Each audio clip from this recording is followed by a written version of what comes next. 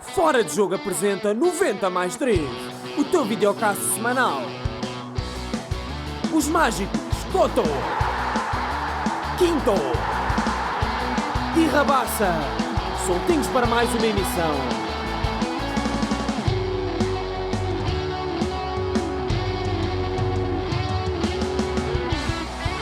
Noventa mais 3. Sejam bem-vindos a mais um episódio de 90 mais 3. O meu nome é Afonso Couto e estou aqui com os mágicos Ricardo Quinteiro e José Rabassa. Hoje temos a honra de contar com João Tomás, na minha opinião, e certamente na opinião generalizada, de que é um dos melhores e maiores goleadores do século XXI portugueses, com uma longevidade de assinalar, e isso aí é muito importante e nós vamos frisar isso. E portanto vamos percorrer essa longa e grande carreira do João. E portanto agradeço-te mais uma vez a tua presença aqui, e antes de começar, o Ricardo faz sempre uma pequena apresentação. Tu já estás um bocadinho à espera que nós conhecemos a tua vida, portanto vamos apresentá-la a quem possa conhecer menos, e vamos a isso. João, boa noite, obrigado por estar connosco. João Tomás, nascido em Oliveira do Bairro, filho de 2 professores, cresceu numa família com mais 2 irmãos mais novos, forte relação com os avós paternos.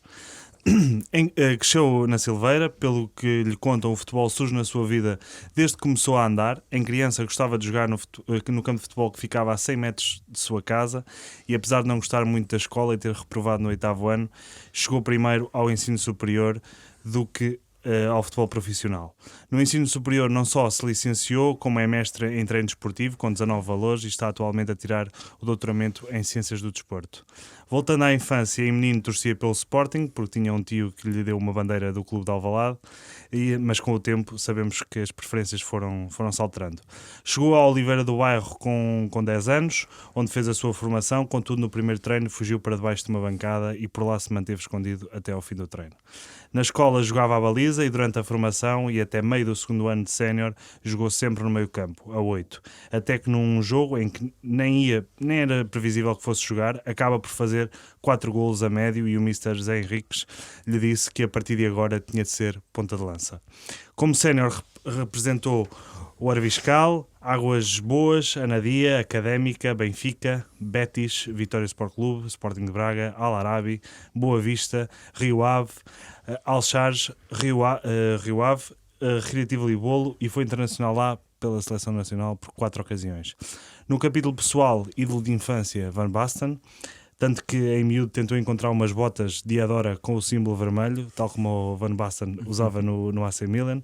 Com o segundo salário comprou um casaco de penas. Naibé, o melhor defesa que enfrentou. Miguel Bruno, o melhor jogador com quem partilhou o balneário. Melhor marcador da história do Rio Ave.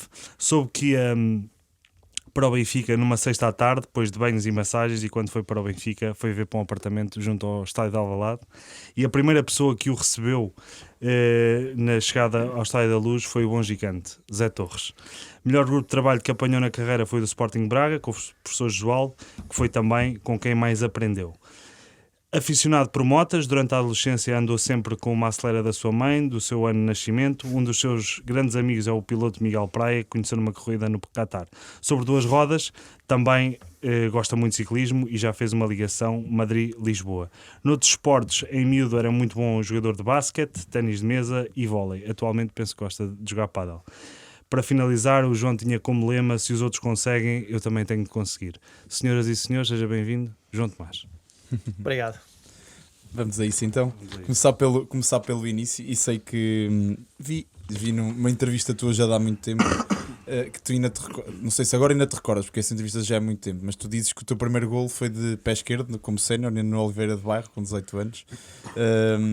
E eu queria começar precisamente por aí, por um contexto que cada vez é mais raro no futebol, que é um jogador que começa a carreira sénior nos distritais e sobe a pulso e chega a um dos clubes grandes em Portugal. E a minha pergunta é: esse rapaz de 18 anos, a 9, 20, que estava nas distritais, o que é que mantinha? Era a paixão que te mantinha a jogar futebol e a crença de que poderias chegar longe? Como é que foi esse processo? Como é que foi? Perdeste alguma vez essa crença? Conta-nos um bocadinho desse início. Bom, em primeiro lugar, agradecer o vosso convite para estar aqui hoje. É sempre um prazer falar da nossa vida, significa que ela também teve algo de relevante, o que é super interessante. A nossa vida é um bocadinho feita por conquistas, pequenas conquistas. Vocês já foram falando de algumas conquistas na apresentação que fizeram e de facto foram essas conquistas extraordinárias que eu fui alcançando sem um objetivo claro. Sem um objetivo muito específico do que é que poderia acontecer. Estando nas distritais é muito difícil traçar um objetivo tão grande como chegar a profissional e ainda mais ao alto nível do futebol. Precisamente. E como eu estava a dizer, eu entrevistei muitos jogadores que não tiveram a sorte, ou o mérito, ou a felicidade, ou o que quer que seja, de ter alcançado aquilo que se calhar desejariam. Pronto, e basicamente o estudo, as entrevistas que tenho feito definem um bocadinho este fator aleatório daquilo que é conquistado depois à posterior. Ou seja, o que aconteceu comigo foi exatamente o oposto que aquilo que normalmente acontece. E a previsão é muito diferente. Ou seja, eu fiz uma formação toda num clube pequeno, no Oliveira do Bairro, na minha terra natal. E temos dezenas, centenas de exemplos que são atuais. Esses exemplos podem-se transportar para a atualidade, em que existem uma série de miúdos que fazem formação em grandes clubes e que depois não conseguem fazer uma transição boa e que têm dificuldades depois quando chegam ao futebol sénior. E no fundo eu acho que essa foi a minha grande conquista. Perante tantas dificuldades, perante tantas adversidades, ter chegado ao mais alto nível, ter saído de um processo formativo do Oliveira do Bairro aos 18 anos, onde nós deixámos de contar por simplesmente. Nós, e quando digo nós, não fui só eu, foram muitos. Sim, só 2 é que transitaram para os séniores, não foi? Sim, mas não foi da nossa geração, ainda foi da geração anterior. Ou seja, da geração anterior, sim, eram jogadores que já tinham estado no ano anterior, que tinham subido a sénior, e nós é que fizemos depois o ano do Nacional de Júniores. E essa equipa de Nacional de Júniores, eu acho que não houve nenhum, tenho quase certeza que não houve nenhum que tivesse transitado para a equipa sénior do Oliveira do Bairro. E então iniciámos ali um trajeto, podemos chamar a isso uma transição horizontal, ou seja, passámos ao lado, fizemos o caminho depois de forma paralela.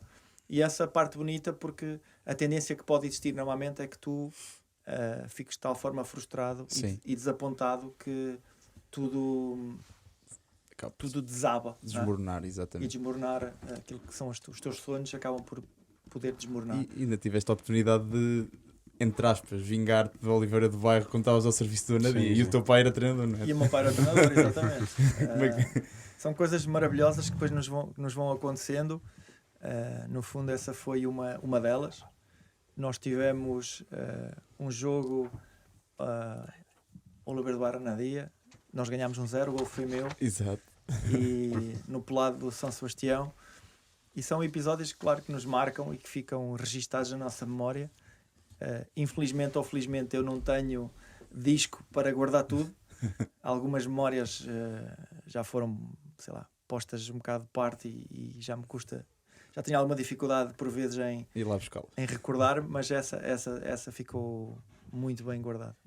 João, eu acho que há ali 3 momentos que eu identifiquei muito paradigmáticos na tua formação e na chegada à sénior, que é um tema que também é muito caro agora. O facto de tu em 3 anos teres crescido cerca de 30 centímetros é significativo. O facto de teres sido dispensado do Oliveira do Bairro à semelhança do resto do plantel. Antes de ir para o Anadia, teres treinado com o... E ter ido à experiência ao Beira-Mar e o Álvaro Carlino não ter aceitado. E um quarto momento, não são 3, são 4, penso eu, à entrada para o teu último ano da académica, tu viraste para um adjunto e dizes: ou este ano, ou vou embora e vou estudar, porque isto, o futebol é muito bonito, mas eu tenho que ganhar a vida. Continua-nos a falar desse processo e se quiseres fazer a ponte para a académica, que eu acho que é uma das passagens mais bonitas da tua carreira e da importância de Vítor Oliveira, penso que é isso mais importância falarmos. Bom, são factos. Isso são factos. Primeiro, e é uma das coisas que também estamos a estudar. Epá, e peço desculpa, nós estamos aqui sempre a chamar a Estás à discussão vontade. aqui do nosso estudo, Mas é pertinente. mas é muito pertinente. E essa, se calhar, a beleza deste estudo é essencialmente isso, porque tem uma abrangência tão grande e eu acho que muitos jovens futebolistas se vão identificar com ele. Eu tive, de facto, uma maturação muito tardia mesmo, muito tardia e muito difícil, porque eu era muito pequenino, comecei a crescer muito tarde, via os meus colegas, aliás, eu há uns dias estive até a rever algumas fotografias minhas do liceu, e era engraçadíssimo porque eu era dos mais pequeninos, apesar de sermos todos da mesma idade. E eu de facto tive uma maturação muito tardia, muito difícil, cresci muito rápido, cresci de uma forma abrupta, e nós sabemos que fisiologicamente é impossível a parte muscular acompanhar a parte óssea, a parte articular, porque faz parte da nossa gente. E eu sempre tive muita dificuldade e vamos lá ver, eu não posso condenar as pessoas que decidiram a minha não continuidade no Oliveira do Bairro, porque era um facto, à altura era um facto. Como vai acontecer, ou como aconteceu com outros, como vai acontecer e como acontece e como vai acontecer com muitos. Muitos. Agora, naturalmente que as equipas e os clubes estão melhor preparados. O conhecimento é outro. Sim. O espaço competitivo também é outro e naturalmente nos clubes há mais espaço para que eles, e há mais tempo para que eles possam esperar até pelo crescimento dos miúdos. Mas naquele tempo, naquela altura não houve tempo. Não houve tempo para crescer. Era o que havia. Aliás, e esta minha mensagem não é minha, é de muitos. São muitos os exemplos. São muitas histórias. Sim, São muitas as histórias. Nós passávamos de um patamar em que jogávamos nos escalões de formação e a seguir estamos num patamar sénior, não havia ali uma parte competitiva intermédia. Não havia. Ou era uma coisa ou era outra. Sim. Agora, felizmente, há outro espaço competitivo que permite aos jogadores também terem mais tempo para crescer e terem mais tempo para se adaptarem e para transitarem eventualmente com sucesso. Mesmo assim, há muitos que ficam no caminho, como é normal. E vai acontecer sempre, okay? Vai continuar a acontecer sempre. Essa foi uma das questões muito importantes. Depois a questão da académica, do ensino superior.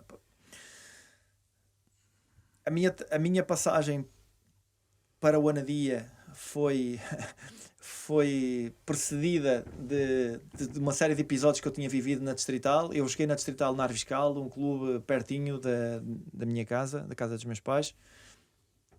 Um clube na altura, uma equipa muito má, que descemos de divisão, inclusivamente. E eu na altura ainda era médio, era um 8. Já tinha uma apetência muito grande pela baliza, isso eu lembro perfeitamente. Nessa altura eu fiz, acho eu, 12 golos nesse ano, mesmo numa equipa que desceu, e mesmo a jogar a média eu fiz 12 golos. Ainda no outro dia estava a dizer às minhas filhas que estávamos a ver o Sporting Nacional, o Tricão fez aquele golaço e eu disse, olha, só fiz um gol daqueles. E foi precisamente num jogo da Arviscal contra uma equipa qualquer, eu já não me lembro o nome. Mas depois levámos 7. Mas tivemos a ganhar 1-0, mas levámos 7. E eu fiz um gol daqueles, um chute fora da área, lembro perfeitamente. E depois a passagem para Águas Boas foi muito esquisita, porque eu fui fazer histórias curiosas, há coisas incríveis na nossa vida. Eu fui fazer um torneio de futebol 7 no final dessa época da Arviscal, ao campo de Águas Boas, que ainda era mais próximo da casa dos meus pais do que propriamente o da Arviscal. E então fomos fazer um torneio de futebol 7 e tínhamos uma grande equipa.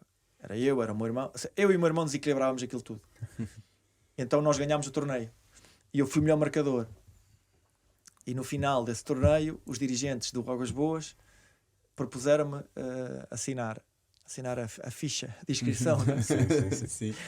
E eu assinei a ficha de inscrição sem o meu pai saber. Quando contei ao meu pai quase que me batia. Mas pronto, as coisas correram bem. E a meio dessa época aconteceu esse tal episódio. E é verdade. O Miguel Albuquerque ficou doente em casa. Não havia telemóveis, não é? Na altura. O Miguel Albuquerque ficou doente em casa. Eu ia ser suplente. o Paulo entrou, passou do meio campo para a central e eu entrei para o lugar do Paulo. E eu nesse jogo fiz 4 golos, fui contra o Oliveirinha.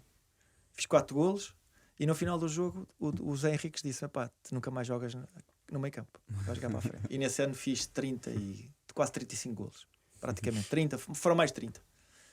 E no final desse ano fui fazer um treino ao Beira-Mar, mas só fiz um porque o Álvaro Carolino não me deixou fazer mais nenhum. E lembro perfeitamente também disso, ter chegado ao Beira-Mar. Naturalmente eu nunca fui um jogador muito expressivo, porque tecnicamente nunca fui um prodígio. Exuberante. As minhas características já eram outras. E no final do treino, o treinador disse-me, e com toda a legitimidade: não banhas mais. Ok, não venho mais. E depois fui para o Nadia, porque o treinador era, e agora esqueci-me do nome, o Albano Soares, que era amigo do meu pai. E o meu pai falou com ele, disse: olha, tenho aqui o meu filho e tal. E eu nunca mais me esqueço, o meu pai conta-me isto muitas vezes. O meu pai dizia, o Albano disse-lhe: pá, se é teu filho, vem sempre, claro não? que vem para aqui. Claro que vem. E eu nesse ano fiz a minha primeira época, também já tive a oportunidade de dizer, fiz a minha primeira grande época a jogar na frente com outro colega. Depois mais tarde fiz outra. Frasco, sim. Com o Frasco. E há umas semanas estivemos juntos. Uma risota. O Frasco é um tipo espetacular, super divertido. Quando o colega que conta anedotas, quando existe um colega que conta anedotas, normalmente esse é o tipo mais divertido que nós temos. E fiz a minha primeira grande época. E depois os episódios já são conhecidos. Eu costumo dizer que a minha vida depois a partir daí toda a gente já a conhece. Já é publicar a partir daí. Porque eu vou para a Académica, é verdade, vou fazer um treino de final de época, umas captações de final de época com o Vítor Oliveira. Soube dessas captações por causa do seu tio. Havia um protocolo. Sim, o meu tio ainda mora na zona da Nadia. Eu fui treinar a Académica com o Vítor Oliveira. A Académica tinha acabado de fazer uma época muito má, tinha safado da descida de divisão da segunda Liga. Na altura não sei o que era, se era terceira divisão, acho que era terceira divisão, terceira divisão, exatamente, que era onde eu estava com a Nadia, exatamente. Se fosse por muito pouco, e fizemos uma captação. Eu fui um dos escolhidos, fui um dos que, para seres emprestado de novo ao Nadia, não é? exatamente, fui um dos que assinei contrato na altura, que assinou um contrato profissional, aquilo que nós agora olhamos como se fosse uma coisa muito vulgar, Sim. mas fui um dos que assinei para voltar a ser emprestado. Mas depois no final da pré-época aconteceu exatamente o oposto. O Vítor Oliveira decidiu que este menino já não saía daqui. E depois foi todo um processo maravilhoso. Tive colegas extraordinários, grandes memórias, um treinador fabuloso, um homem incrível. Felizmente ainda tive a oportunidade de lhe dizer isso pessoalmente, passado muitos anos, numa conversa que tivemos num almoço. Foi extraordinário. Já não estava com ele pessoalmente assim daquela forma há muitos anos, e tive a oportunidade de lhe dizer e de lhe agradecer a confiança, tudo o que me ensinou, tudo o que eu aprendi, porque de facto foi muito importante para ele, para mim, toda aquela vivência que tive com ele. Okay? Foi muito importante. Fizemos uma época extraordinária, cheio de peripécias. A Académica já não estava na Primeira Liga, na Primeira Divisão na altura, há muitos anos. Conseguimos subir, foi espetacular. Tive o prémio depois de ser titular na última jornada, nunca mais me esqueço, precisamente em Aveiro, contra o Beira-Mar. Fomos lá para o jogo da consagração.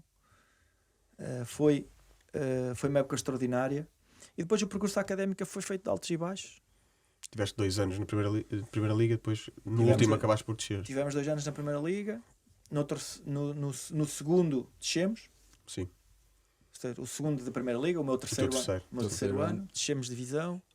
Foi uma época muito difícil, muito complicada, cheia de problemas. E depois surgiu esse episódio no início da época da segunda divisão, em que eu de facto estava ali um bocado baralhado, não sabia bem o que é que poderia acontecer na minha carreira. Já tinha 24 anos e sempre fui muito lúcido em relação a isso, ok? Muito lúcido. Nunca estive agarrado a nada, nem nunca estive agarrado a grandes sonhos. Os meus sonhos eram objetivos, eram metas a traçar. E dentro dessa lucidez eu tinha as coisas muito bem definidas. Eu não andava a estudar nada, estava a fazer o meu curso, estava a brincar às aulas. Já namorava com a minha mulher da atualidade. Querias casar, não é? E única, até hoje. E ia casar e eu disse, pá, não, isto não é vida para mim. Este ano é o ano mais importante. Se as coisas correrem bem, a gente vai por aí acima. Se as coisas correrem mal, pá, dou um passo ao lado, vou acabar o meu curso, vou para o futebol, porque isso o futebol era impossível largá-lo, não é? E segui o meu caminho, pá, e as coisas Correram bem. tiveram um percurso extraordinário, se calhar até longe de mim imaginar que isso pudesse acontecer. Porque é essa época que te vale Sim. depois Sim. a catapulta para o Benfica. E conta-nos como é que era essa académica, porque é sem dúvida, deve ser das últimas académicas onde há esse conceito de estudante, jogador-estudante, não é? Tinhas muitos colegas que de parte como tu eram também estudantes. Como é que era essa académica, com aqueles rituais dos jogadores que se estreavam ir sobre um manto de capas? Era sem dúvida um marco daquela académica e que depois acabou por se perder, mas conta-nos um bocadinho como é que foi viver ainda esse simbolismo e essa vivência de Coimbra. Coimbra, a académica é o maior marco da minha carreira. Okay? É o maior marco. Ou seja, poderá não ser o maior em tamanho, mas é o mais significativo. Primeiro porque foi na académica que eu dei o passo para o futebol profissional. Foi a académica que me abriu as portas do futebol a sério. E depois, claro, alicerçada ou associada a todas essas vivências, não é? Extraordinárias. Uma série de colegas que eram estudantes universitários, estou-me a lembrar do Mica e do Rui Campos, do João Campos, do Pedro Lavoura, do Pedro Roma, do Rocha, uma série deles, o Mito, o Zé Nando, o Tossá, todos alunos do ensino superior que jogavam, ou melhor, jogavam, mas também eram alunos. E essas tradições foram marcantes para a nossa vida. É evidente que eu só vivi em Coimbra um ano. Sim. Depois Voltaste para o Oliveira do Bairro? voltei para o Oliveira do Bairro, não era muito longe, e achei que para o meu percurso profissional era melhor estar Controlar. em Oliveira do Bairro, em casa, do que no mundo académico. Exato. Foi logo no primeiro ano que estiveste em Coimbra, não foi? Foi o primeiro ano e único. E então decidi que era melhor estar em casa dos meus pais, mais perto da minha namorada também, dos meus irmãos, da minha mãe, do meu pai, normal. E foi uma boa decisão. Naturalmente, à distância de quase 30 anos, foi uma boa decisão. Porque me deu segurança, me deu mais tranquilidade, e nós sabemos o que significa a juventude. Nós não podemos fugir à juventude. Nós vivemos também a juventude. Vivemos já de forma diferente, mas também a vivemos. Mas também temos as nossas aventuras, as nossas descaidelas. Isso é normal. Também iam para a queima das fitas. Eu nunca fui. Nunca foste à Eu queima nunca das fitas? fui. Mas isto é verdade. Eu nunca fui à queima das fitas. Eu nunca falhei uma coisa. Eu nunca falhei o cortejo. Ok. Nunca falhei o cortejo. Também é à tarde. Mas também era à tarde. Exato. Eu nunca falhei o cortejo, mas eu nunca fui à queima das fitas. À queima das fitas, quem diz a queima das Sim. fitas diz ao Recinto. recinto. Sim. Nunca fui. E somos a minha palavra de honra, que eu nunca fui. Nós Nós acreditamos. Eu nunca fui. E pronto, e foi esse o caminho. E esse último ano da académica foi de facto maravilhoso. Sim. Foi maravilhoso. Pá, não há outra descrição que eu possa fazer. Foi maravilhoso, foi incrível. Foi 19 golos em 17 jornadas. Ainda acabas como segundo melhor marcador, apesar de 6 a meio do campeonato. Exatamente. Portanto, Pá, tenho um episódio fantástico que eu também já contei. Houve um jogo, eu jogava com o Monteiro. Monteiro era a defesa esquerda da nossa equipa, que tinha jogado no Varzim. E na altura do Varzim estava o jogador, que era brasileiro, que eu não me estou a recordar do nome agora, que era o que estava par a par, mais eu, na luta dos melhores marcadores. E depois o Monteiro contou-me um episódio no final de um jogo, quer dizer, no dia a seguir a um jogo, quando regressámos aos treinos, que o tal jogador do Varzinha, pá, desculpem que eu não me recordo agora do nome, tinha ligado ao Monteiro a dizer que tinha marcado 2 golos. E o Monteiro respondeu: olha, não te adiantou muito que o João marcou 4. E foi isso, essa definição dessa meia época foi um bocadinho essa. Diz-me uma coisa, nessa altura em que te chamavam de Jardel de Coimbra, lá está, pelos golos tantos golos que marcavas, depois há a transição para o Benfica, através, creio eu, do Zé Veiga, que era o teu empresário. Diz-me uma coisa, é verdade que há aqui 2 histórias, que houve uma invasão de adeptos quando souberam que tu ias para o Benfica e que através de Pedro Roma, cantaram a balada da despedida em Coimbra quando estás de saída? Há 2 adeptos, não sei, desconheço. A invasão é quando estás no Famalicão, não é? Sei, mas isso já foi. Sim, isso foi mais tarde depois. Coisas mal explicadas. Exato. Isso é normal. A paixão também tem isso, não é? A racionalidade, ou melhor, a nossa racionalidade termina quando entra a paixão e a irracionalidade do adepto. É estranho passar tantos anos, não é? Ainda por cima, quando é um trajeto natural. Tive muitos episódios. E sobre Pedro Roma e a balada da despedida? Tive muitos episódios. Essa é verdade. Eu não sei como é que ele sou. Eu não contei a ninguém. Ele tinha estado no Benfica anos antes. Eu não contei a ninguém. Eu fui a Lisboa, como vocês falaram aí muito bem. Eu estava uma sexta-feira no sítio onde eu estava todas as sextas-feiras, ou no dia -2, como agora é apelidado. Sim. Eu estava numa sexta-feira no sítio onde eu estava sempre, e no final dessas minhas sessões terapêuticas eu tinha o meu telefone carregado de chamadas do empresário, e quando respondia até estava assustado, porque eu disse: o que é que se está a passar? E eram 5 da tarde, 4 da tarde talvez, e quando lhe devolvi a chamada, ele disse-me: apanhamos-te em tua casa logo à noite e vamos a Lisboa. E se vamos a Lisboa fazer o quê? Vais assinar para o Benfica. E eu achei aquilo uma piada, que assim não pode ser. Não, apanho-te em tua casa, mandas-me uma morada que nós vamos... E foi o que aconteceu. Fui apanharam-me na casa dos meus pais. O meu avô foi muito engraçado.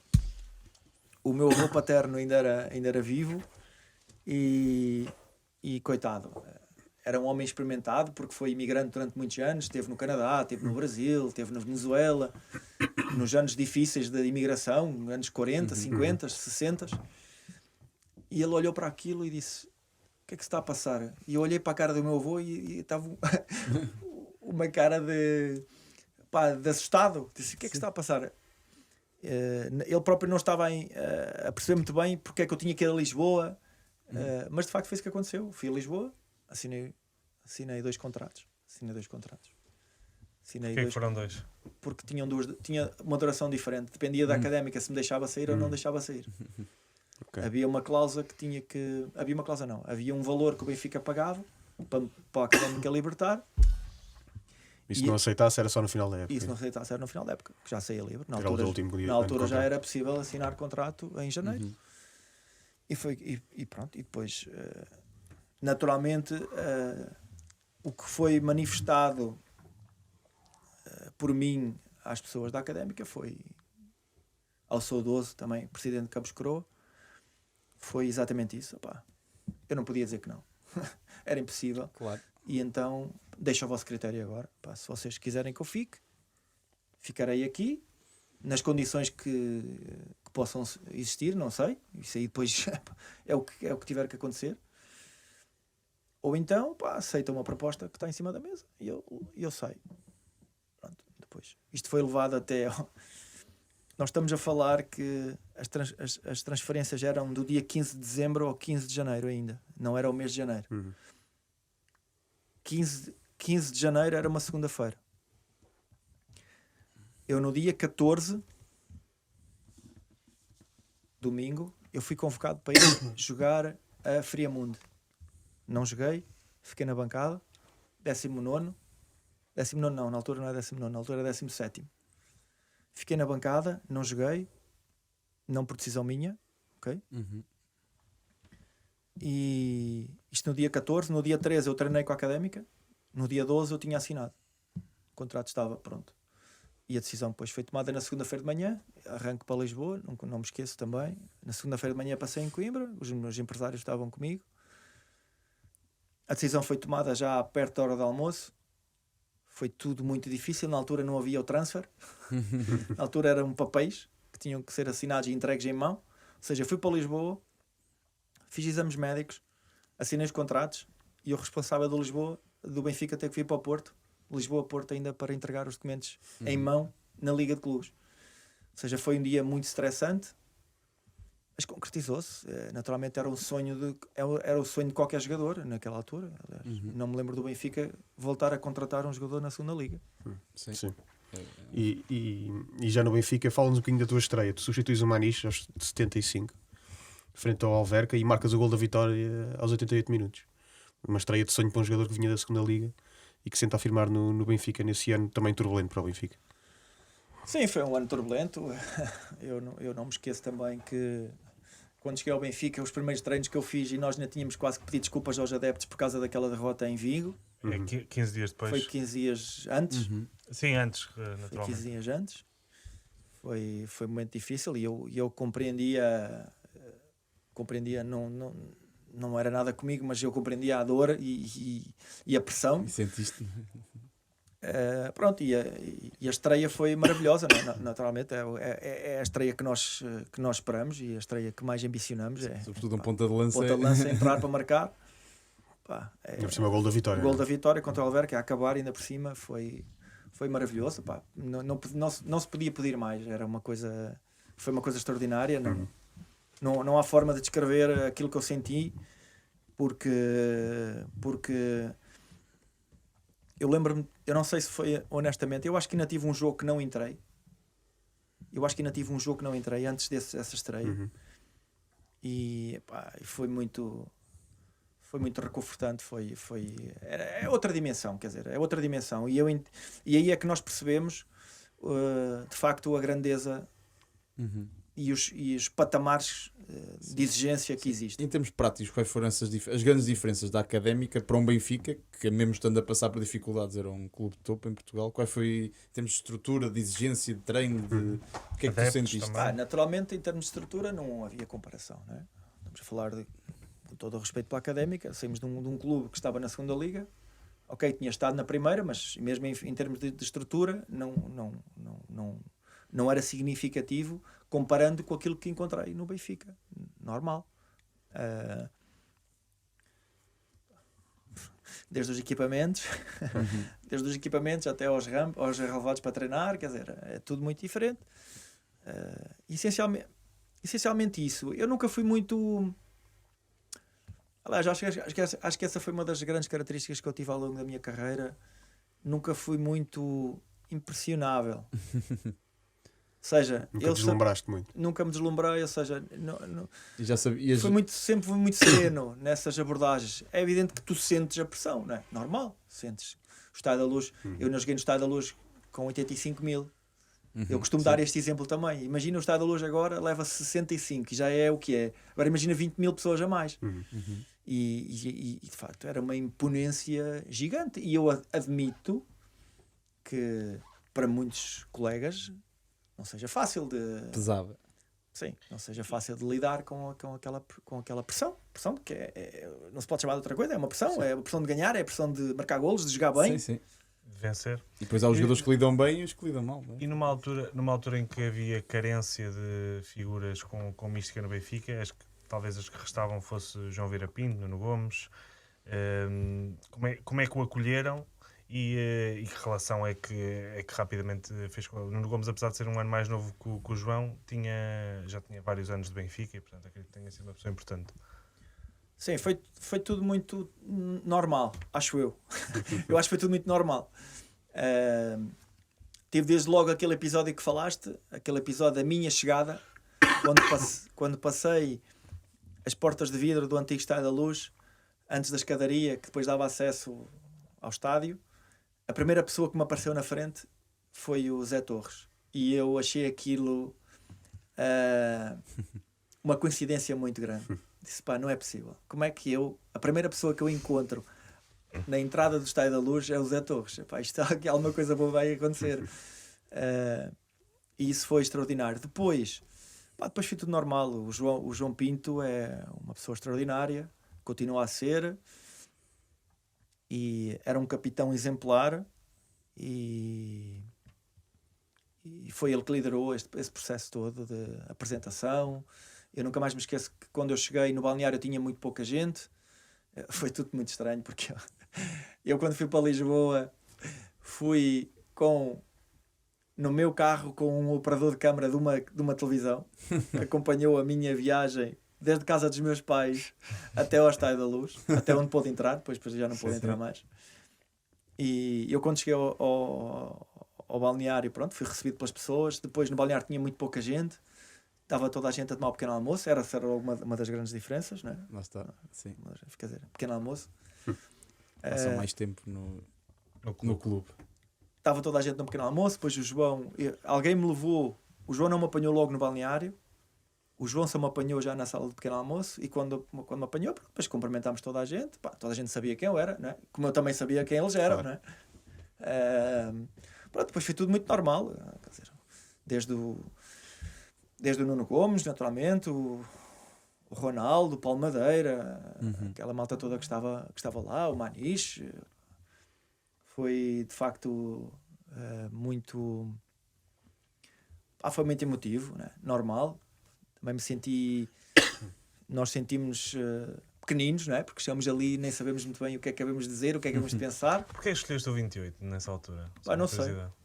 Não sei. Transitaste para o 11? Não sei, o 28 foi porque alguém. Já sei porque é que foi 28. Era a data de nascimento de alguém relacionada com os meus empresários. E acho que foi o 28 por causa disso. Ok. Ok, curioso. É uma justificação. Sim, é isso. Uma É. justificação Acho que foi por aí. curiosa. E depois o 11 também tem uma história. O 11 também tem uma história. Eu nunca joguei com o 11 em lado nenhum. Nunca Sempre tinha jogado foste com o 28.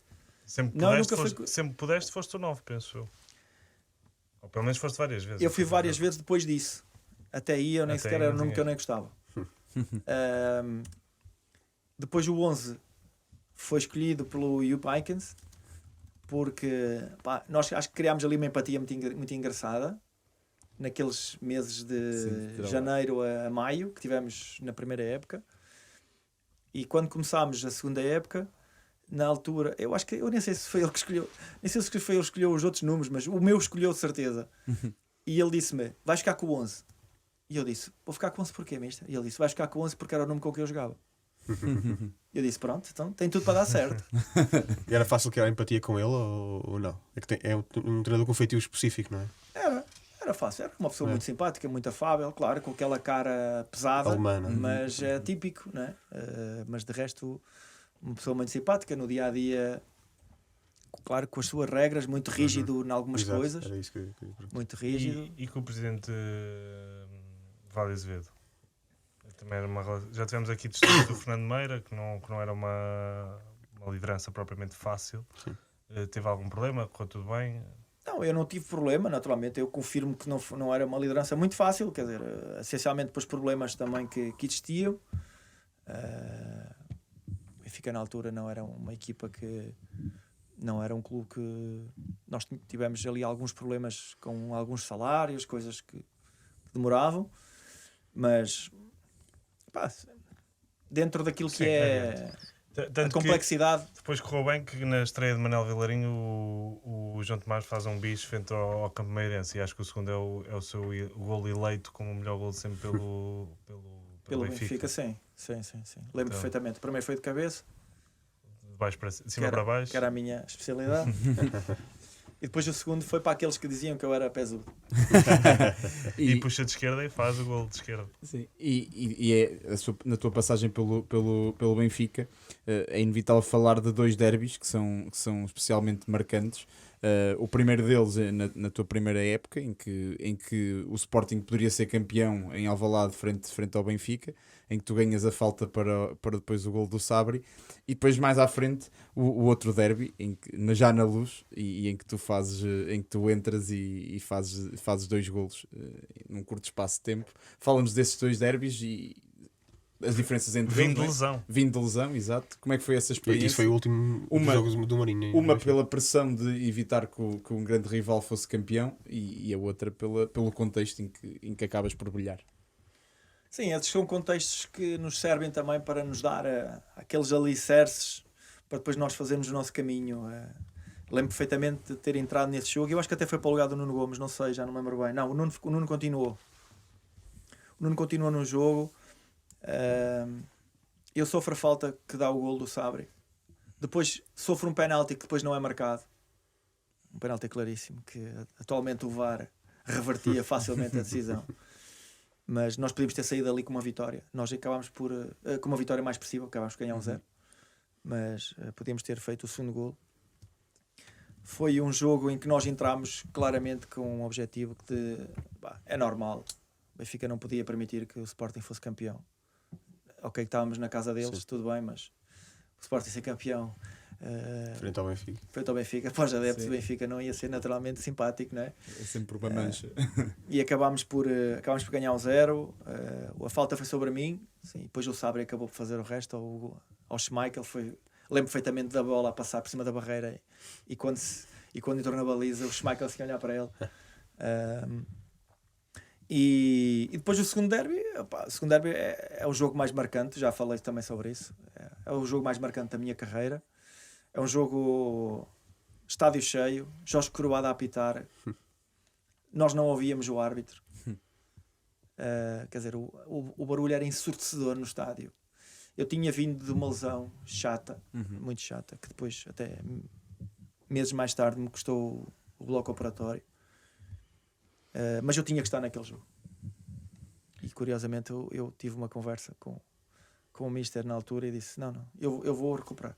E nessa semana estiveste a treinar na sala, na garagem com pneus, com uma pessoa que veio do norte para te treinar? Partilha connosco essa Sim, fizemos umas aventuras engraçadas. Recuperei o meu joelho em tempo recorde. Não recuperei a 100%, que ele não ficou a 100%, mas o suficiente para estar apto. Gols ao Sporting, sim. Para estar apto. E essas aventuras foram muito engraçadas. Mas quem é que era essa pessoa? Porque eu nunca percebi dos relatos que fui lendo. Eu estava muito à frente. No tempo, quer dizer, agora é muito normal nós vermos os jogadores com os seus próprios terapeutas, sim, com os seus próprios coaches, com os seus próprios, com o seu próprio corpo clínico, com os seus próprios PTs. Eu estava muito à frente no tempo, é a conclusão que eu chego. Eu estava muito à frente no tempo. Tinha uma pessoa que me acompanhava, que era uma pessoa fabulosa e com um conhecimento e uma sabedoria acima da média, e que nas alturas más estava sempre presente. Nunca me faltou, e esses foram os momentos que ele esteve presente.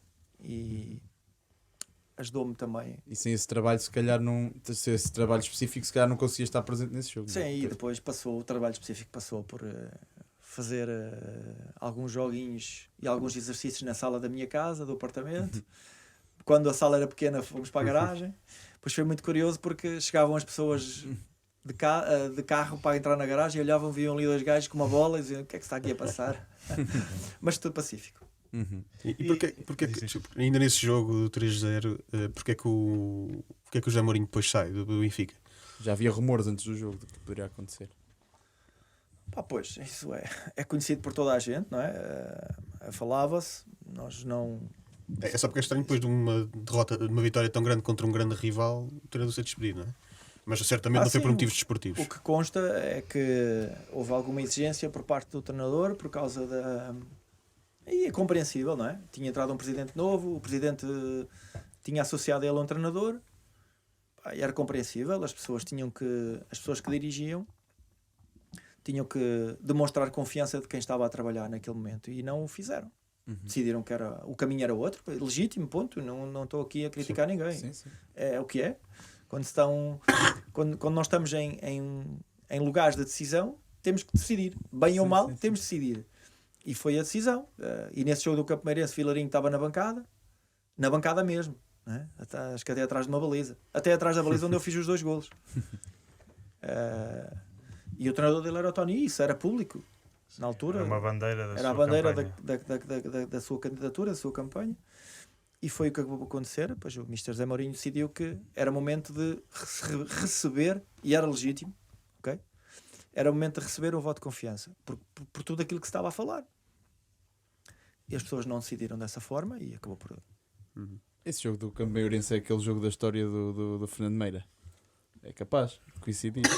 do Mourinho ter. Quem é que era o treinador do. Do Diamantino Miranda. Sim.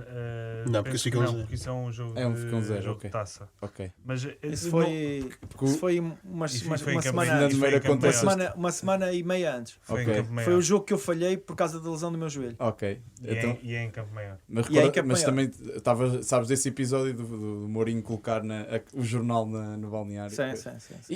E parte disso para contares um bocadinho também daquilo que era o Mourinho, né? Ou seja, apesar de teres trabalhado, não foi muito tempo e se calhar merecia ter sido mais, mas o que é que te destacava o Mourinho já nessa altura e acabou porque a equipa estava a um bom nível? Qual era o segredo? O que é que tu já vias de especial no Special One? Se é que havia. Se é que havia. Para mim, falar por mim, Sim. que 7, 8 meses antes estava na segunda liga e andei por onde andei, para mim foi extraordinário, incrível. Nunca tinha assistido a nada igual.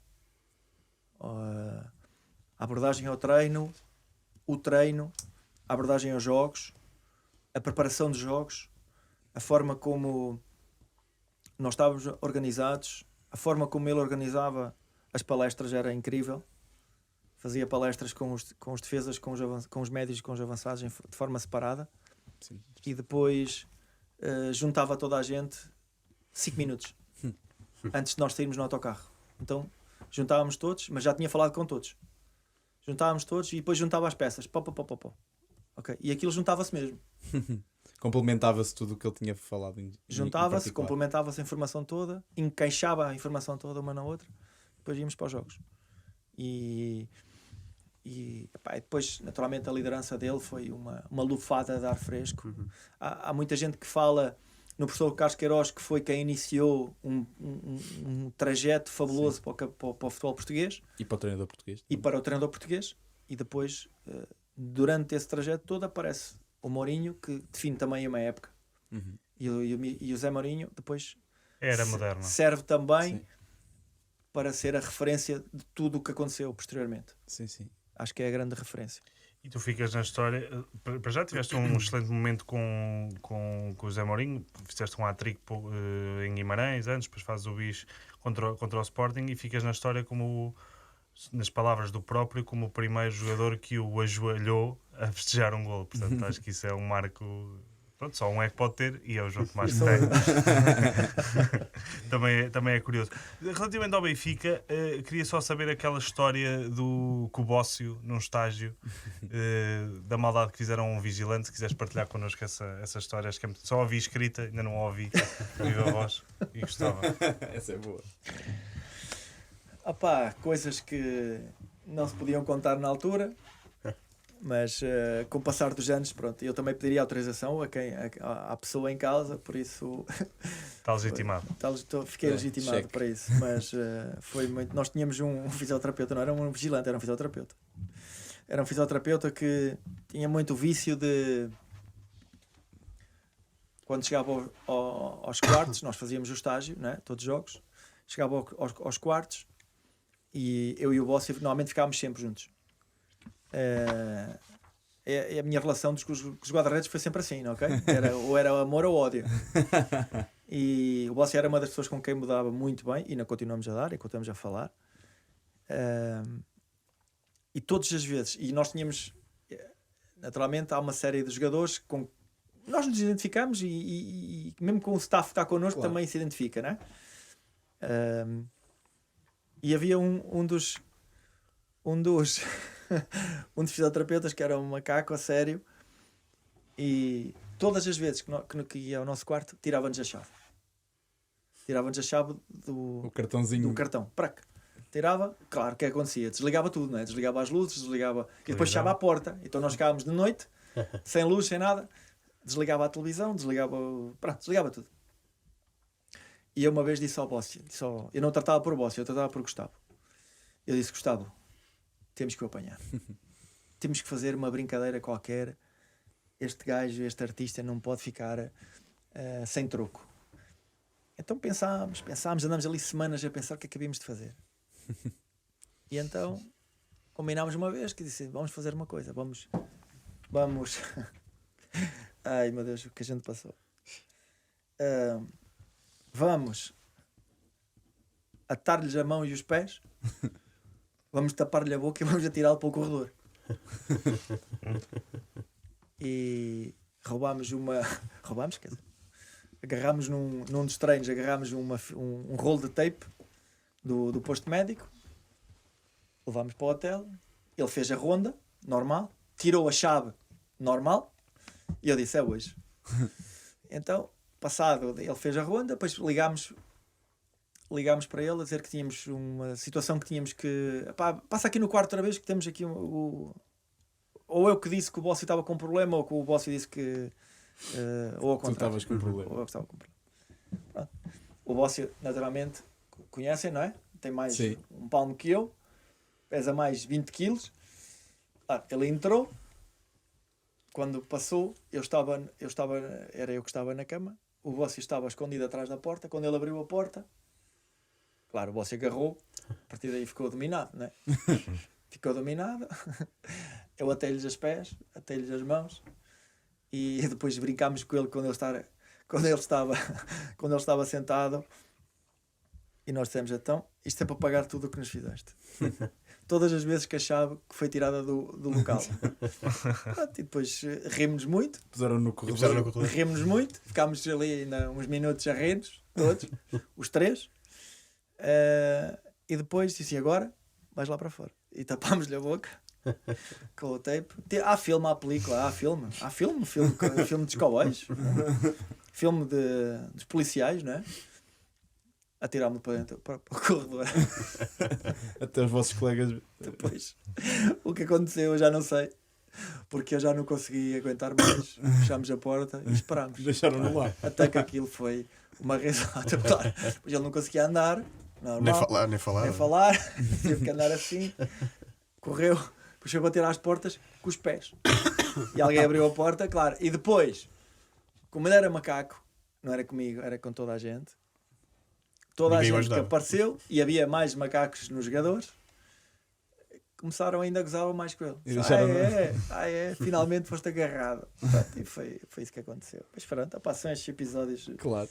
giros. Atenção que eu não era eu nunca fui muito de brincadeiras. Eu sempre fui um colega de grupo, pá, adoro rir-me das brincadeiras. Nunca tive grande jeito para fazer brincadeiras, mas aquele momento foi um momento à parte.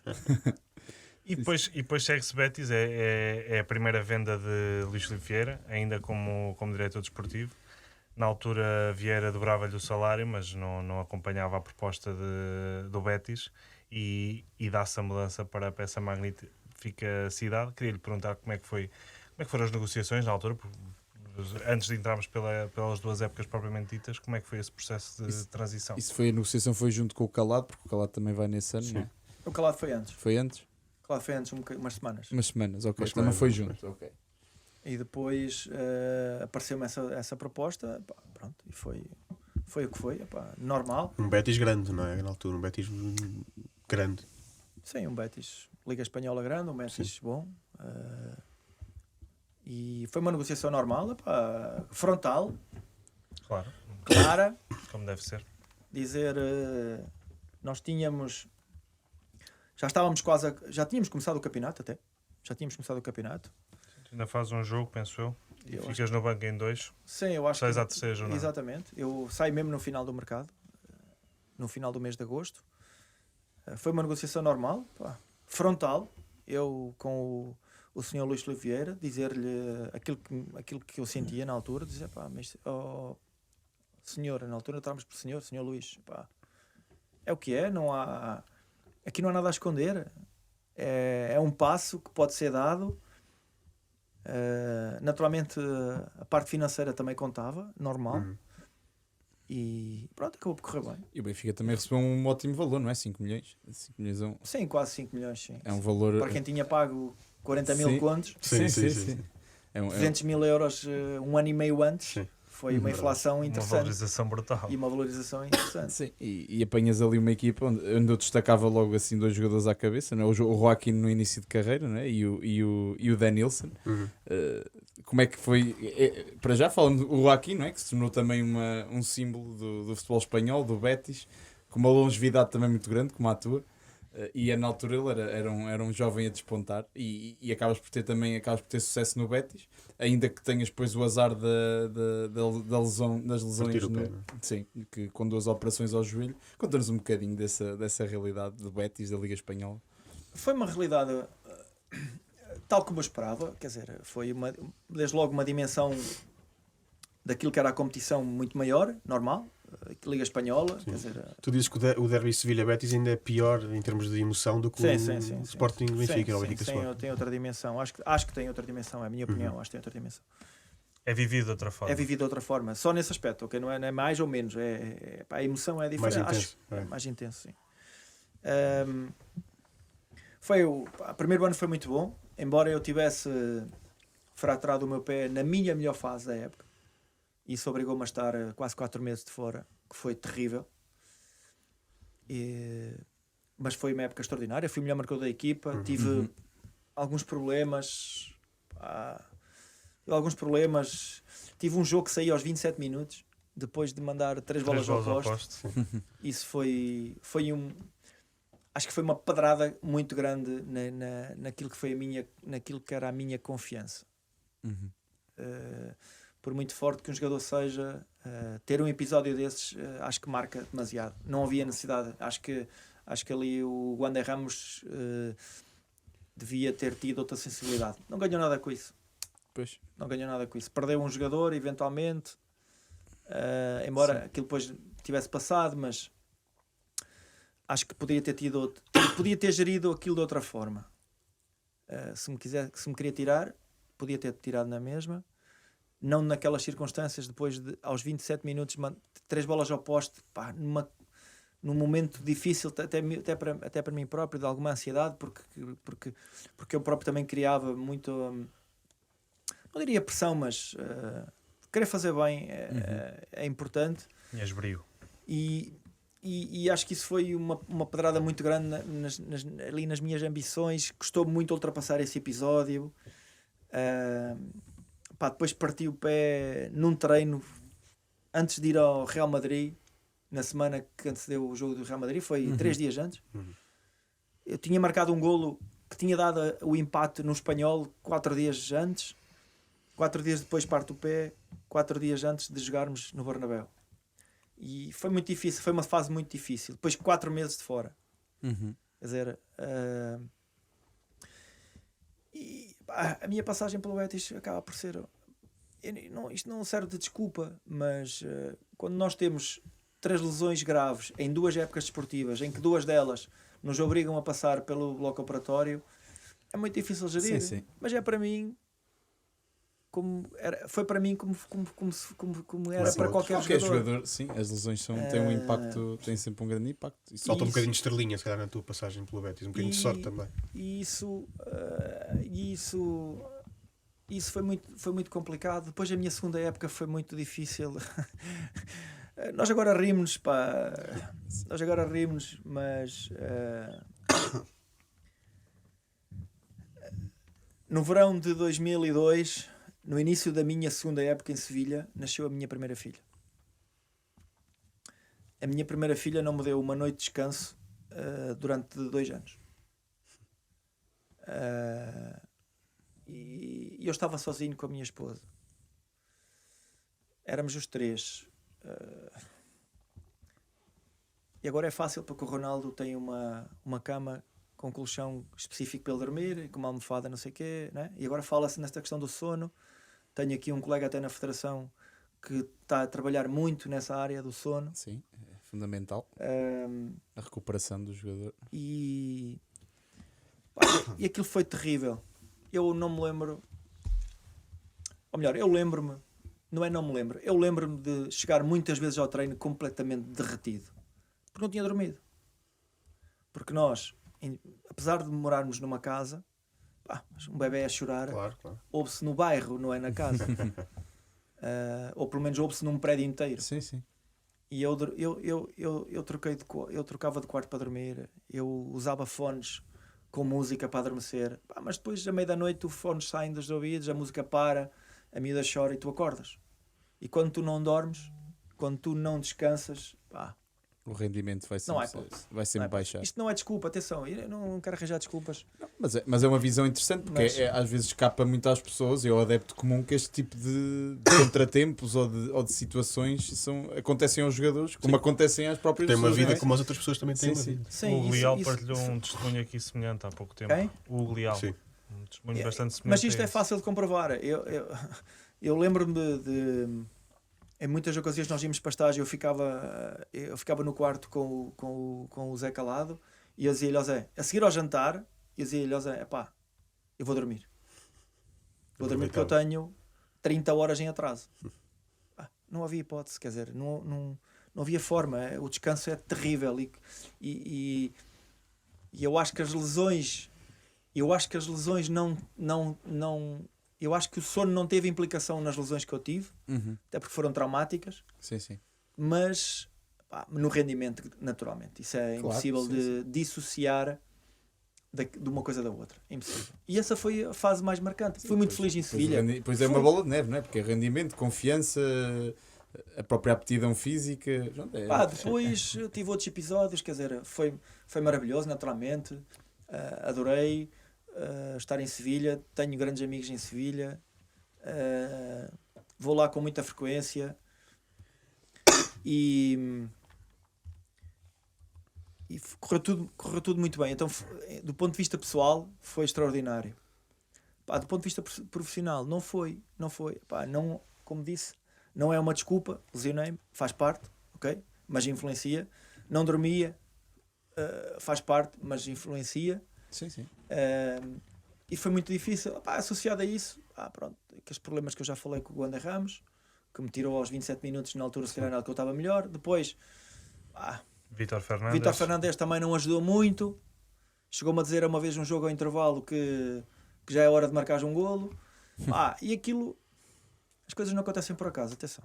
Eu não me quero desculpar, volto a falar sobre isso. Não me quero desculpar. Agora, eu só não marquei golos em 2 épocas. Foi nessa época do Betis, marquei 1 ou 2, que já nem me lembro bem. Marquei para a Liga Europa, porque eu lembro. Sim. E foi em Guimarães, também não marquei muitos. Marcaste um também. Porque de resto, Não, 4. marquei 3 ou 4, sim. Porque de resto, eu marquei golos em todo lado, quer dizer, alguma coisa Sim. poderia ter sido diferente. Há aqui algo que justifica também. Poderia ter Que sido ajuda a diferente. justificar.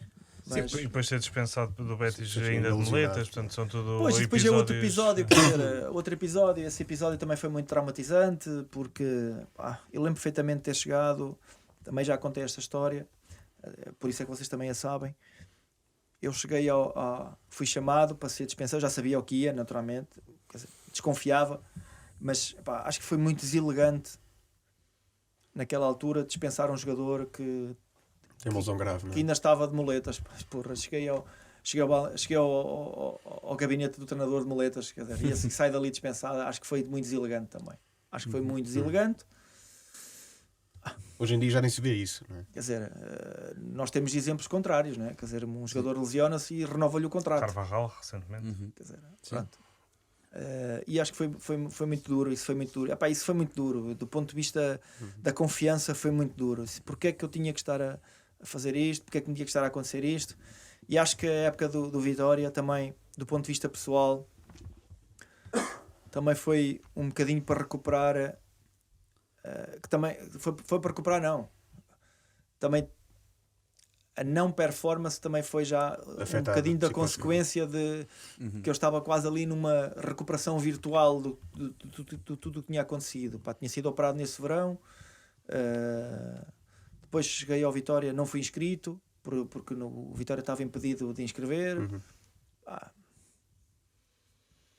Nós não gostamos de arranjar desculpas, ou pelo menos eu não gosto de arranjar desculpas, mas há coisas. Mas há justificações. As coisas não Há acontecem contextos. por acaso, né? As coisas não acontecem por acaso. Como é que foi lidar com o Jorge Jesus nessa altura? O Jorge Jesus ainda em... Numa época muito difícil do próprio Vitória, não é? Sim, sim. Sim, foi muito Com difícil. uma luta inesperada pela manutenção. Sim, muito difícil contra todas as expectativas, até porque o Vitória tinha feito uma época extraordinária na época Sim. anterior e foi muito difícil. Pronto, são coisas que acontecem.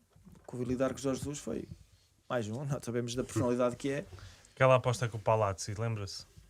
Aquela aposta do Palácio, pois, lembro, mas ganhei-a. Como é que foi, para quem não sabe a história? Foram 17 penaltis, falhei ao 18º. Já não tinha força.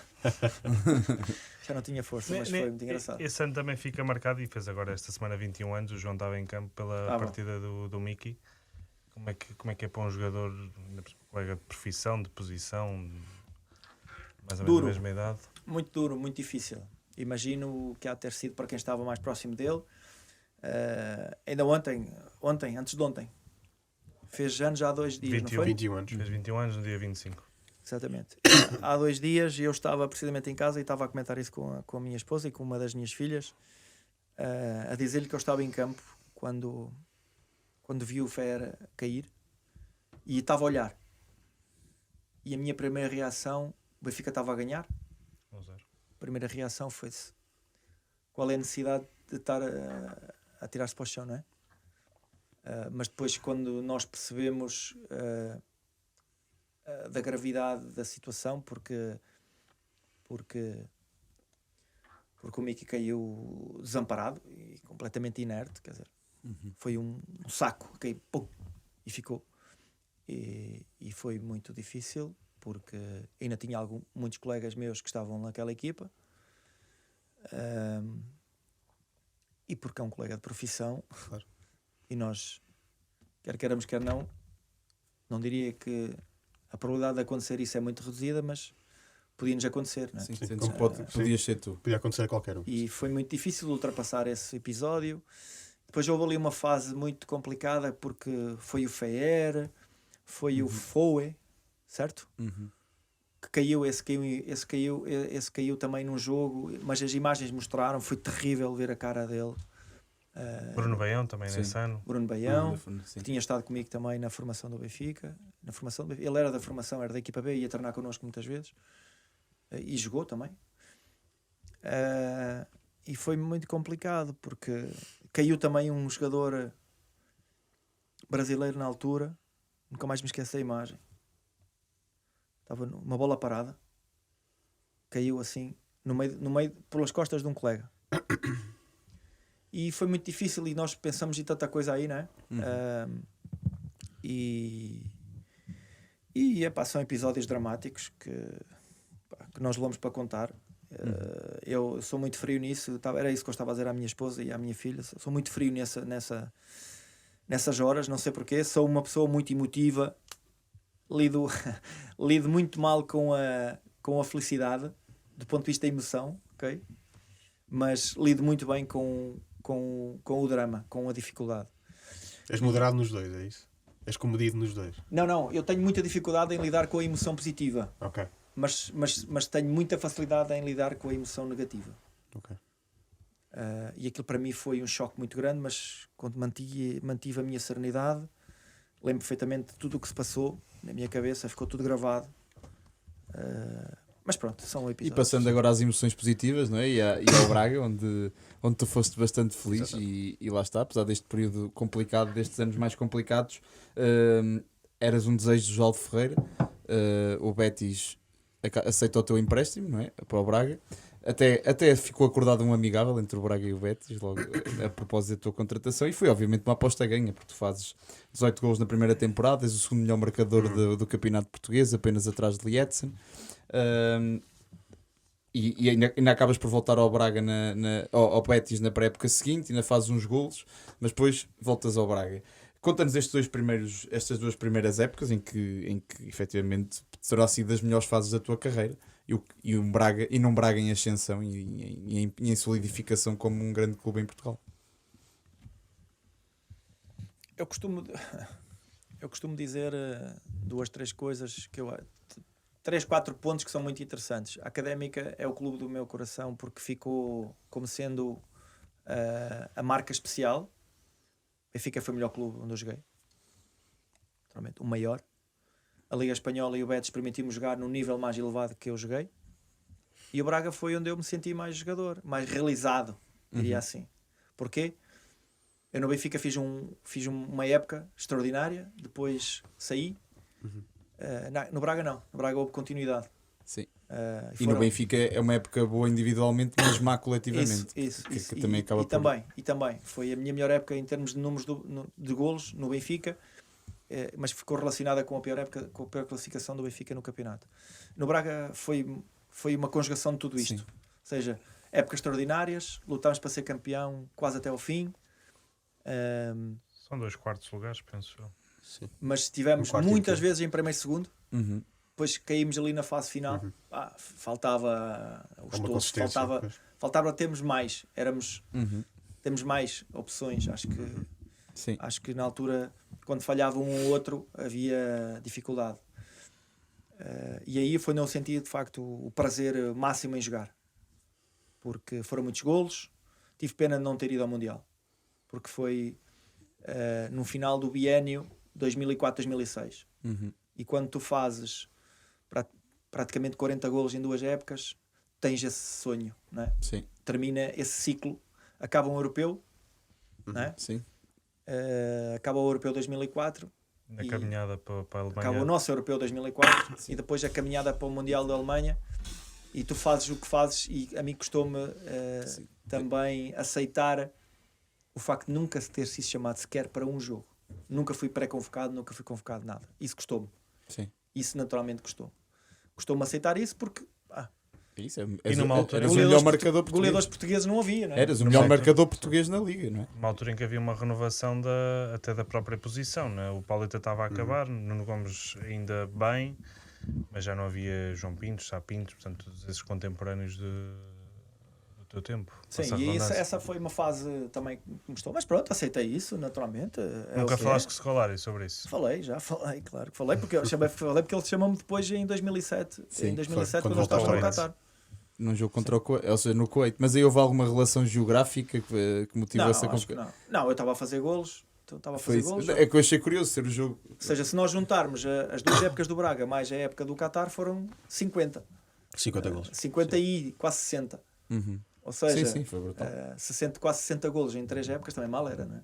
Sim. Também parecia desonesto. E foi uma consequência natural. Nunca mais me esqueço da chamada que eu recebi. Estava eu no Qatar, estava eu no aeroporto de Doha para ir viajar para os Emirados Árabes para fazer um jogo da Liga dos Campeões Asiáticos. E liga-me o Carlos da Federação e diz-me: o Mister vai-te ligar. Vai-me ligar? Disse, mas olha, Carlos, epá, eu estou em viagem. Vamos ir agora de Doha para ir para Abu Dhabi para um jogo internacional. E epá, só pode ligar quando aterrar. Pronto, e foi. Quando ele me ligou já estava no hotel. E foi curioso porque na altura, epá, isto era muito giro. Na altura os telefones que nós usávamos lá eram telefones por carregamento, nós tínhamos que carregar. Uhum. E eu não tinha carregado, mas tinha um saldo, como a gente chamava, um crédito, Sim. um código de um cartão novo para colocar o saldo. E quando o Scolari me liga, a chamada passada 30 segundos vai abaixo. Já não Fiquei sem tinha- crédito. E acabou a chamada e eu fiquei, mas o que é que o Mister quer? Ou seja, ele nem teve tempo de dizer o que é que queria. E depois, como ele já tinha estado também no Oriente, ele ligou-me, disse-me, a primeira coisa que ele me disse: ficaste sem saldo. Disse, fiquei, mas pá, acontece, pronto. Depois falámos, ele disse-me: olha, vou-te chamar e tal. Eu disse, pá, fiquei todo contente, naturalmente, fiquei todo contente. Pá, foi muito giro, já não era convocado praticamente há 6 épocas. Uhum. E regressar à seleção foi fabuloso, né? Uhum. Ainda por cima para marcar o único gol que eu fiz, Exatamente. Uma Valeu a assistência de pena. Valeu Quaresma. pelo gol. Sim, sim. uma assistência do Quaresma, precisamente. Sim, e depois tens uma lesão pouco tempo depois, regressas ao Braga, não é? Pois é engraçado, pá, pois foi uma tragédia. Pois eu regresso ao Braga e na segunda jornada, segunda jornada vamos jogar ao Belenenses e eu ao minuto 7 tenho uma lesão, pá, Muscular, não é? gravíssima aqui atrás, pá, ou seja, houve uma desinserção quase do tendão da parte óssea e foi, pá, 6 meses. Uhum. 6 meses para recuperar. Sim. E depois pronto, acabou, o meu contrato acabou com o Braga e depois Mas ainda o teu único gol nessa época é bastante marcante, porque é o gol que apura o Braga para a Intertoto que viria a ganhar no ano a seguir. Portanto, é um jogo contra, deixa-me ver, tinha aqui anotado. Foi contra. Eu tinha isso aqui. Académica, Foi contra a Académica, exatamente, contra a Académica. para o Pedro Romo. Exato, mas já tinhas tido um grande jogo contra a Académica no Braga, em épocas anteriores, em que fazes um bis e que o teu segundo gol é um gol. Lá está, daqueles em que tu já disseste há bocado que é daqueles gols para mostrar que não eras pesudo. Esse foi o melhor. Esse foi o melhor gol da minha carreira. Para mim foi o melhor gol da minha carreira. Foi mais um gol para mostrar que eu não era assim tão pesudo. Foi um gol extraordinário. Foi. Fintas 2 e fintas o Pedro Roma. Exato. Exatamente. Fintas 3. Só voltando ligeiramente atrás, marcaste muitos gols no Al Arabi, claro, mas ficaste a 2 de melhor marcador que dava um prémio chorudo. $100,000. Dava para comprar um apartamento na altura. Se soubesses a sensação que eu tive quando na gala ele foi ao palco receber o cheque e eu olhar para eles assim, olha, fiquei só a 2 gols. E podes imaginar, não podes? Claro que sim. Imaginamos um prémio desse nível. Incrível. E depois segue-se um Boa Vista, em que eu devo assinalar que, da minha pesquisa, tu assinas e ali um azarzinho logo quando é passado 10 dias à descida da divisão administrativa do Boa Vista. Mas as notícias da altura diziam que tu tinhas uma cláusula que te permitia rescindir, caso isso acontecesse. Eu não sei se isso é verdade ou não, mas a verdade é que tu acabas por continuar no clube, apesar de muitos colegas teus terem abandonado. Queria saber o que é que motivou essa tua decisão e que mostra compromisso, não é, com o clube pelo qual tinhas acabado de assinar, e como é que foi estar nesse Boa Vista, que tinha acabado de descer. Sei que tiveste várias propostas ao longo do ano para outros clubes, mas que mantiveste a tua palavra e ficaste até ao fim da época. Sim, foi isso. O melhor resumo que podes fazer. Está bem resumido, mas tinhas uma cláusula, é verdade, tinhas essa cláusula. Não me lembro. Mas se não houvesse cláusula, tinha o compromisso de honra, que era mais importante, com quem estava a liderar e eu. E eu lembro-me, eu recebi uma proposta nesse verão para sair e fui, e inclusivamente fui ao país. Okay. Fui ao país, Tu tiveste uma proposta de estrangeiro. Estive lá e posso-vos dizer que era uma oportunidade boa, mas não gostei e vim-me embora. Ok. E vim ao Boa Vista e depois no verão não havia propostas. No verão não havia propostas. Eu saí do Braga. O futebol tem estas coisas, não é? Curiosas. Então depressa nós somos amados como também somos esquecidos. Sim. E foi isso. Não havia propostas. Boa Vista quis que eu fosse para lá na Primeira Liga, numa altura muito difícil. Tornou-se mais difícil ainda porque perdemos o estatuto de primeiro divisionário, perdemos o treinador. O próprio treinador foi um dos primeiros a sair. Sim. E lutámos até à exaustão para não descer. sem receber até ao final da época.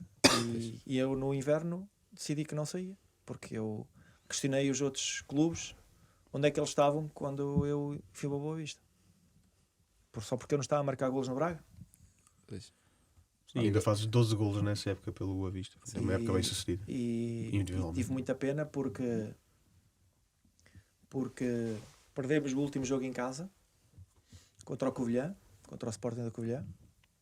Um jogo que eu não joguei pelo quinto amarelo num Boa Vista, num Estoril Boa Vista a 2 jornadas do fim. E já me ri muitas vezes com o Cosme Machado sobre isso, porque ele mostrou-me um amarelo que não era justo, mas não havia hipótese de retirar. Já não havia, já estava dado, já estava e ele dado. mostrou-me o amarelo, e eu não pude jogar o jogo com o Covilhã. Se seria diferente eu estar em campo, não sei, se calhar o desfecho poderia ser o mesmo. Mas acabámos por perder esse jogo e acabámos por descer. Depois houve um problema qualquer com o Gondomar, salvo erro, que tinha ficado imediatamente acima, mas que depois não cumpriu os requisitos quaisquer para se manter na segunda divisão. E acabou por ir. E dar lugar a Boa Vista, mas Boa Vista decidiu não aceitar e fez o percurso que fez na segunda B, na altura, Campeonato de Portugal, talvez. E é daí que sais para o Rio Ave.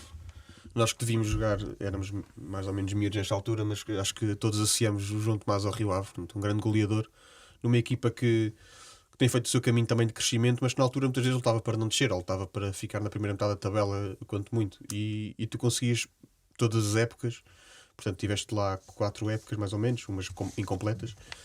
Conseguias quase todas as épocas permanentemente lutar pelo lugar de melhor marcador da Liga, mesmo numa equipa que não marcava assim tantos gols e que não tinha objetivos como tinha o Sporting, Benfica e Porto. E portanto, como é que chegas ao Rio Ave e como é que é o teu período no Rio Ave, que é, a nosso ver, enquanto espectadores pequenos na altura, de grande sucesso? A minha passagem pelo Rio Ave é o quarto, quinto ponto que eu acho que é muito interessante na minha carreira, porque foi a parte em que eu mais me diverti. Ou seja, no Benfica foi onde eu joguei melhor, ou no meu maior clube. O Braga, o Betis, onde eu mais impacto teve na minha carreira, pela Liga Espanhola e por tudo o que significou. O Braga por aquilo que disse, a Académica por outras razões. E o Rio Ave foi onde eu mais me diverti. Dentro da exigência que eu colocava em mim próprio e que colocava nos meus colegas. E se vocês trouxerem aqui alguma vez algum colega que privou comigo no Rio Ave, a primeira coisa que vão dizer é que eu era um chato dos grandes. Também já com 35 já tinhas uma bagagem. Já tivemos o Ucra, é contemporâneo. Mas o Ucra apanhou-me já no último ano.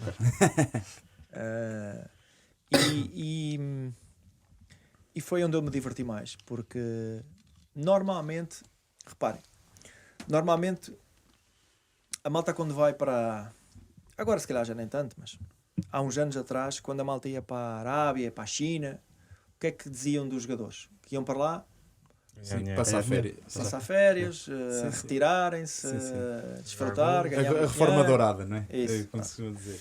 Então ali não era uma reforma dourada, mas era quase como um passar férias, porque vem para aqui acabar a carreira e quem me conhece sabe que não era assim. Que era impossível ser assim. E foi isso que aconteceu. Acho que o Rio Ave ajudou muito. Os meus colegas todos, os meus treinadores, que foram só 2. Mas eu também ajudei muito o Rio Ave. Eu vi uma entrevista tua em 2009 em que tu dizias, antes de ir para o Rio Ave, que jogarias mais um ano e acabas a jogar mais 3 ou 4.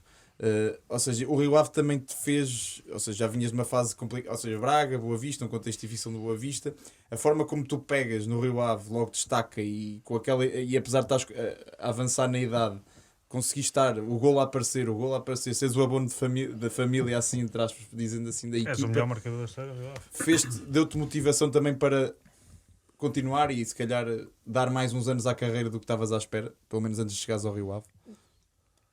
Não, eu acho que isso é uma avaliação normal, dentro daquela serenidade que já vos falei há pouco. Eu também sempre fui muito realista relativamente a isso. Nós sabemos que a nossa carreira vai sempre a caminho do fim, sempre. Claro. Mas chega a um determinado momento em que nós temos, de facto, a sensação De que está que está mesmo muito próximo. E eu sempre tive isso muito claro. Vai acabar, ponto. Vai acabar. E então, não era isso que me fazia, vai acabar, então tenho que acabar. Não era nada disso. Vai acabar, porque tem que acabar, porque é assim, é a lei da vida. Mas no Rio Ave foi conquista atrás de conquista. Sim. O Rio Ave, eu já contei, acho que já contei esta história. O Rio Ave, que eu quando entrei a primeira vez no balneário do Rio Ave, estava no balneário, que ainda é o mesmo, mas agora está totalmente diferente, não é? Tinha assim uma marca no chão. Ou seja, tinha o azulejo não, o chão, o cerâmico. Sim. Depois tinha assim um retângulozinho, tinha para aí quê? 1 metro por 2, 1 metro por 1,5 metro, assim uma casotazinha pequenina, marcada. Era um espaço pequenino. E a pergunta que eu fiz era, o que é que era isto? E eles disseram-me, era rouparia. E eu comecei-me a rir. Eu disse, a rouparia? A rouparia era aqui? Este era o tamanho da rouparia? 1,5 metro por 2? Então, essa é uma imagem que se calhar caracteriza aquilo que eu apanhei quando lá cheguei. Uhum. Disse, pá, isto... Então há que... Temos que dar muito à perna. Temos que subir o nível disto. Temos que dar muito à perna. E foi. Juntamente com todos aqueles colegas que nós tivemos, o mítico Gaspar, o mítico Zé Gomes, o André Vilas Boas, Tarantino. Tarantini, depois mais tarde o Bruno Gama, depois o Ucra, pá, depois essa malta conhecida, o Paulo Santos, que depois também foi comigo, foi também para o Rio O Ave. Gaspar era assim tão especial, como diziam dentro do balneário. Era uma figura também bonita. Tem alguma história com ele que se lembra? Tenho, mas não vou contar. Essa é daquelas, não é? É daquelas que não se conta. Não posso contar. Sim. E lá está. Tu acabas por contrariar aqui um bocadinho a idade neste período final da tua carreira. Tornas-te o melhor marcador. Ou seja, tu na fase final da tua carreira tornas-te o melhor marcador de um clube na primeira divisão. Não, e há uma imagem que caracteriza muito aquilo que foi a minha passagem pelo Rio Ave. A minha segunda época, salvo erro, eu luto pelo pódio dos melhores Com o Falcão marcadores e com o com- Falcão. E com Não, o Hulk não. Sim. O O Hulk Hulk foi- já lá o Hulk estava em cima. cima. Sim. Mas, ou seja, eu estar a lutar pelos melhores marcadores com dois jogadores do Porto campeão, Sim, e com 35 anos e eles com 26, E 25. do Porto campeão da Liga Europa. Porto campeão da Liga Europa, Do precisamente. Invicto. Sim. Ou seja, era meritório, não é? Era meritório. Mas foi um bocadinho essa a principal caracterização daquilo que foi a minha passagem. Ou seja, Sim, sempre a mais, exigência máxima comigo, exigência máxima com os meus colegas. Por isso é que eles às vezes até ficavam... Atenção, porque eu nunca fui um gajo chato e idiota. Nunca foi nada disso, ok? Muito, muito protocolar, ok? Mas sempre me divertido com eles. Agora, quando estávamos em contexto de competição, é para competir. aí aí era uma sensação que pá, Obstinado. não dá para caracterizar. Epá, era para caracterizar, era para jogar, era para lutar, isso caracterizava-me. E eles já sabiam, quando eles olhavam para a minha cara, viam logo que a coisa estava feia. Pronto, e no fundo era essa exigência, ou é essa exigência que eu tento transmitir por onde tenho passado aos meus jogadores, aos meus colegas. Acho que é importantíssimo. E agora voltamos outra vez a falar naquilo que tem sido o meu estudo nestes últimos 2 anos. Todos falam no mesmo. É muito curioso. Todos falam no mesmo. Pois há uns que conseguem fazer e há outros que não fazem tão bem. E quem não faz tão bem tem uma hipótese. É ser um jogador muito talentoso. E isso aí pode disfarçar eventualmente. Mas normalmente não disfarça. Pois, virá sempre ao de cima. O trabalho ultrapassa depois o talento. Sim, sim. E eu acho que essa é a grande característica que deve existir nos jogadores profissionais. Sim, e que pretendem atingir patamares superiores. não é? Exatamente. Sim, e Esta resiliência, esta abnegação, esta entrega ao trabalho e, essencialmente, as pessoas perceberem. Agora, é evidente que nós agora vivemos num mundo um pouco diferente. Esta questão das redes sociais, esta questão do impacto mediático que existe, mas quem não for um apaixonado vai ter dificuldades. lá está, aquilo que falavas no início, da paixão que tinhas quando jogavas nas distritais foi fundamental para... Sim, foi isso. Sem essa paixão... Mas isso eu não tenho dúvidas nenhumas. Claro. Sem essa paixão eu tinha acabado com os meus amigos nos bailes. E na queima das fitas de E Coimbra. na queima das fitas de Coimbra. Como eu tive muitos convites, não é? Tive muitos convites desses. Sim. Naturalmente. E eu ia para fechar, que estamos aqui também a caminhar para o fim, diz que o Ronaldo só vai acabar a carreira quando chegar aos 1000 golos. A minha pergunta é se o teu objetivo em Portugal, e depois acabas por sair, que é curioso, era chegar aos 100 golos na Liga Portuguesa. É que tu acabas mesmo nos 101, no hat-trick no Bom-Fim. Tinhas esse objetivo pessoal na altura? Não, sim, chegou a um certo ponto que sim. Que começou a parecer esse objetivo realista. Eu acho que começou a parecer realista.